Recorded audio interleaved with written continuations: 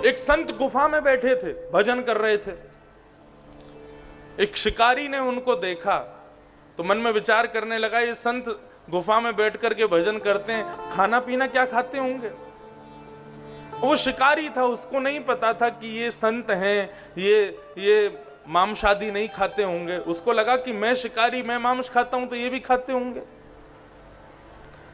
संत के लिए एक हिरण पकड़ करके ले आया, जाले में बांध करके, और गुफा में जाकर के संत के सामने हिरण को खड़ा कर दिया। बोले महाराज जी ये भेंट स्वीकार करो। संत बोले इस हिरण का क्या करूं मैं। बोले अरे आप, मैं 2-4 दिन से यहां देख रहा हूं गुफा में आप बैठ करके भजन कर रहे हैं, मुझे लगता है आपको भूख लगी होगी, आपने कुछ खाया नहीं होगा, आपके लिए भोजन लाया हूं, हिरण का शिकार करके खा लीजिए और फिर बचा हुआ प्रसाद मुझको दे देना। संत जोर से हंसने लगे, उसके सिर को सहलाने लगे। बोले बालक है तू अभी कुछ जानता नहीं है।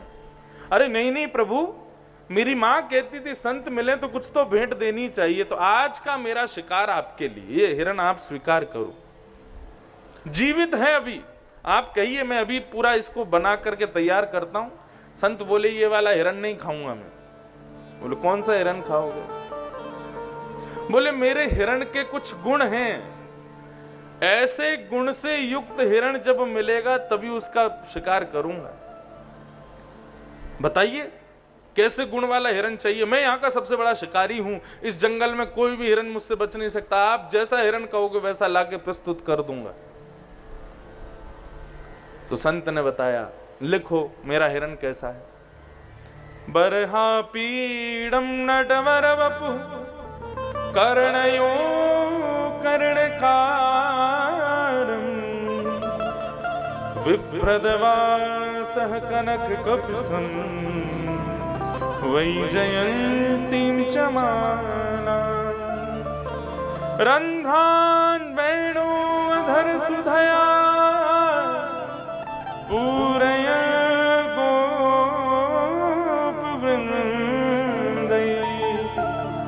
वृन्दारण्यं स्वपदरमणं प्राविशद गीत कीर्ति। कैसा हिरण चाहिए। बोले बरहा पीड़म, मोर मुकुट पहनता है जो हिरण जिसका मुझे शिकार करना है। शिकारी बोला मोर मुकुट पहनने वाला हिरण। बोले हाँ मोर मुकुट पहनता है। उसने लिख लिया। बोले तो ढूंढूंगा मोर मुकुट पहनने वाला हिरण कहां रहता है, और क्या गुण है इसका। कर्णयोः कर्णकारम, अपने कानों में कुंडल पहनता है, कुंडल लेकिन एक ही पहनता है, कान 2 हैं, कुंडल एक ही पहनता है, कभी इसमें पहनता है कभी इसमें पहनता है। किसके पहनता है, कन्नेर के पुष्प के। अच्छा लिखता जा रहा है। और वैजयंतीम च मालाम, वैजंती माला गले में धारण करता है, पीतांबरी पहनता है, वेणु का नाद करता है। ऐसी सुंदर छवि की, ठाकुर जी की छवि का वर्णन किया, लेकिन उस शिकारी को लग रहा है जरूर कोई हिरण ही होगा ऐसा। अपने घोड़े पर बैठा शिकारी और देखने लगा। बोले बंशी बजाने वाला, मोर मुकुट पहनने वाला, गले कानों में कुंडल पहनने वाला, पीतांबरी पहनने वाला, इतना सज-धज के रहने वाला हिरण कितना स्वादिष्ट होगा। हमारे गुरुजी उसी की प्रतीक्षा में इतने दिन से भूखे बैठे। आज मैं भी प्रण करता हूं जब तक ये हिरण मिलेगा नहीं तब तक मैं भी कुछ नहीं खाऊंगा। खोजने लगा, यत्र तत्र सर्वत्र, पहाड़ों पर खोजता है, नदी के किनारे खोजता है, विहंगम जंगल में जाकर के खोज रहा है, लेकिन उसको नहीं मिल रहे ठाकुर जी। सामने से साधारण हिरण निकल जाते हैं, लेकिन वो उसका गला सूख जा रहा है भूख के कारण, लेकिन उन हिरणों का शिकार नहीं कर रहा। 3 दिन 4 दिन बीत गए, आंखें गड्ढे में चली गईं, गला सूख गया, पेट बिल्कुल उसका मतलब मृत्यु के समीप पहुंच गया। एक वृक्ष पर सिर लगा करके बैठा था। बोले कि नहीं खाऊंगा किसी और को, उसी हिरण को खाऊंगा जो गुरुजी ने बताया है।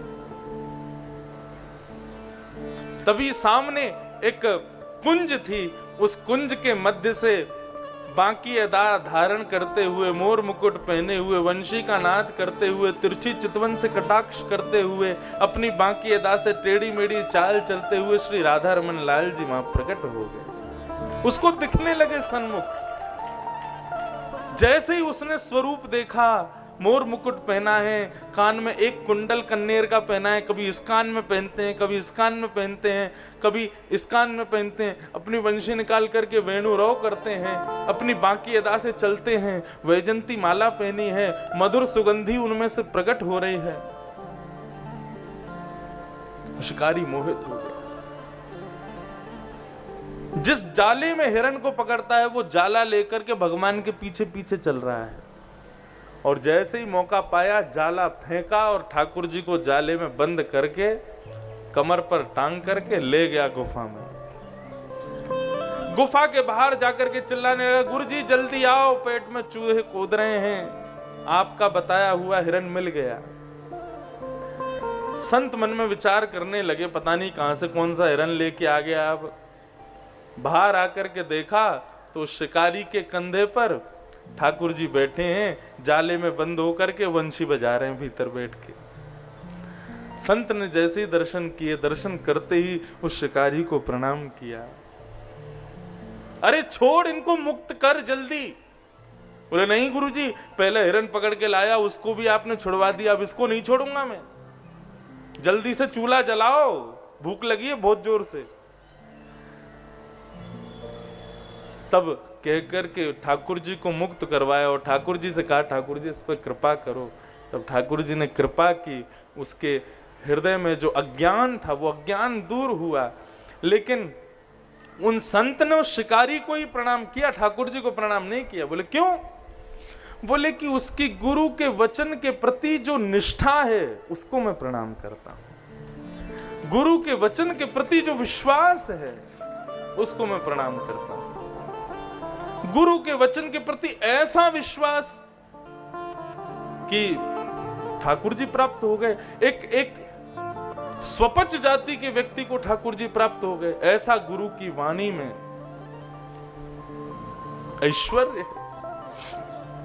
इसलिए गुरु की वाणी को श्रेष्ठ मानो, उस पर अनुगमन करो। गुरु के शरीर श्रेष्ठ नहीं होता, गुरु का रूप श्रेष्ठ नहीं होता, गुरु की और कुछ भी वस्तु श्रेष्ठ नहीं है। गुरु की केवल और केवल वाणी श्रेष्ठ है। गुरु के ज्यादा समीप भी नहीं रहना चाहिए और गुरु से ज्यादा दूरी भी नहीं बनानी चाहिए। गुरु के सदैव मध्यस्थ में रहो, ना ज्यादा पास जाओ ना ज्यादा दूर रहो, मध्य में रहो। श्री सूरदास जी महाराज गा रहे हैं, मन रे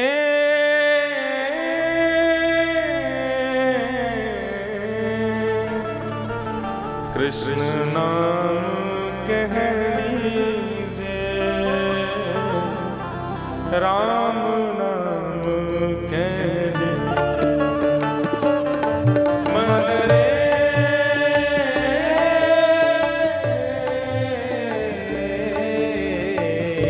कृष्ण नाम कह लीजे,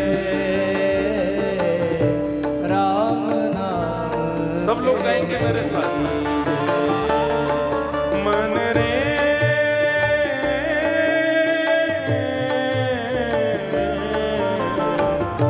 कृष्ण नाम कह लीजे, राम नाम कह लीजे। मन रे